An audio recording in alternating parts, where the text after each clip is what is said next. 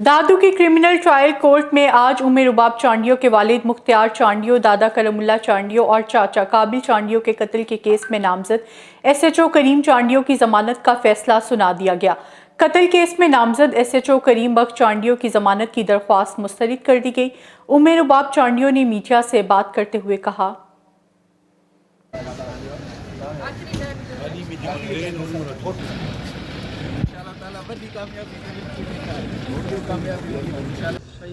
अल्हम्दुलिल्लाह इहा हक़ ऐं सच जी जीत आहे। सिंध जे मज़लूमनि जी जीत आहे।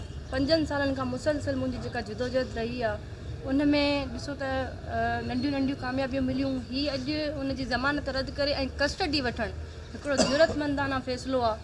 ऐं अॼु यकीनन सिंध जे शौर खे बि सम्झ में ईंदो त अदालतुनि खे मां छो मुक़दस सम्झंदी आहियां ऐं अदालतुनि में मां पेर उघाड़ा करे छो आयमि।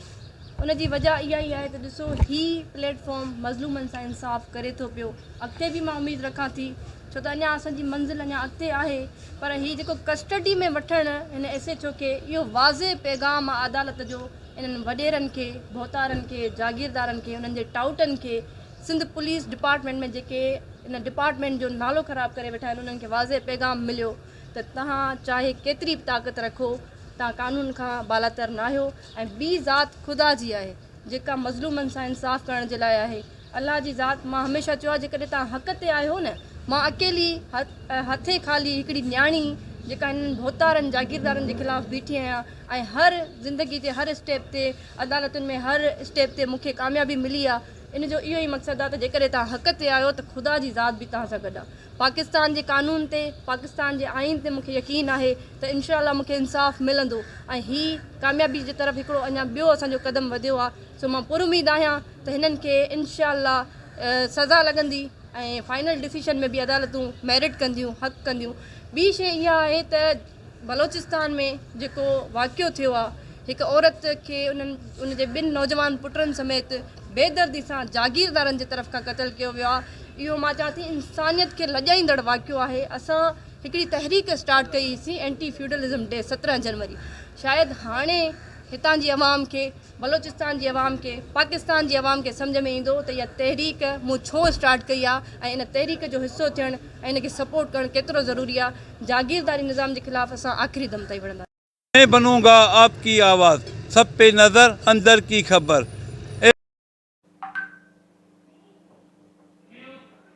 चंद रोज कपवारा से अगवा होने वाला नौजवान कोट राधा किशन से बाजियाब। मोहल्ला दवानी मरला में अगवाकारों ने नौजवान को किराए के मकान में जंजीरों से कैद कर रखा था। नौजवान को जंजीरों को तोड़कर मकान की बैल्कनी से बाहर निकाला गया। पुलिस ने नौजवान को तहवील में लेकर मजीद कार्रवाई का आगाज कर दिया।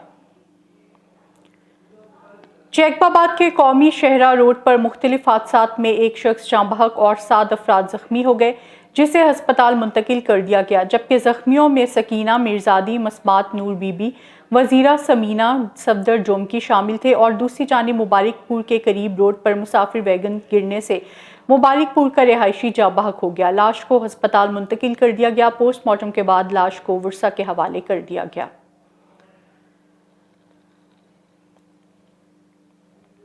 ननकाना साहब मोटरवे पुलिस M3 के DSP यासिर भट्ट की अपनी टीम के हमरा बड़ी कार्रवाई। मोटरवे के गिर्द लगी जाली को चोरी करने वाले मुलजिम को रंगे हाथों गिरफ्तार कर लिया।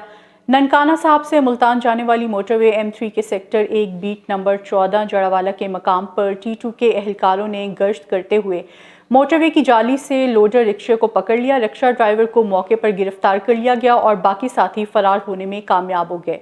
FIR के बाद जिला पुलिस के हवाले कर दिया गया। भरियारवड और गिरदोनवा में बदअमनी उरूज पर नामालूम मुसल्लह डाकू असले के जोर पर नौजवान से मोटरसाइकिल, मोबाइल फोन और नकदी छीनकर फरार हो गए। इलाका मकीनों का टेल शाख पुलिस चौकी के सामने सड़क बंद करके एहतजाजी मुजाहिरा और धरना। मुजाहिरीन का कहना था कि भरियार और गिरदोनवा में चोरी और डकैती की वारदातें रोज़ का मामूल बन गई हैं। मुजाहिरीन ने DIG शहीद बेनज़ीर बाद SSP नौशेरो फरोज से मुतालबा करते हुए कहा कि मुल्जिमान के खिलाफ फौरी कार्रवाई की जाए। ठल सिंध बलोचिस्तान की सरहद पर वाक़या थाना RG 44 की हदूद में बीवी ना मिलने पर शोहर ने खुद को आग लगा दी। नौजवान बीवी को लेने ससुराल गया, लेकिन ससुराल वालों ने खातून को नौजवान के साथ नहीं भेजा तो नौजवान ने खुद को पेट्रोल छिड़क कर खुद को आग लगा दी। नौजवान का जिस्म 70 से ज़ायद % जल गया। नौजवान के वालिदैन ने SSP जैकबाबाद और आला हुकाम से मुतालबा किया है कि लियाकत खोसू के खिलाफ कार्रवाई करके इंसाफ फराहम किया जाए।